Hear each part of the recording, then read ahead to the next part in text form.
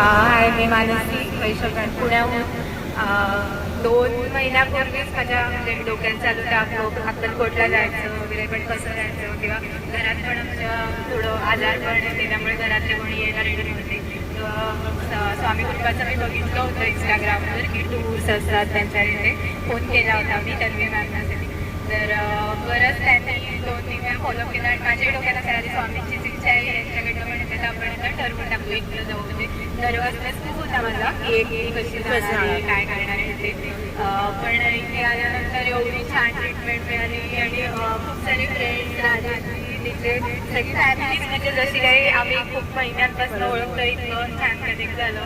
Even Prathamesh, विवेक यांचे पण खूप म्हणजे छान. कुठेही असं वाटलं नाही की आपण एकटे आलोय किंवा काय.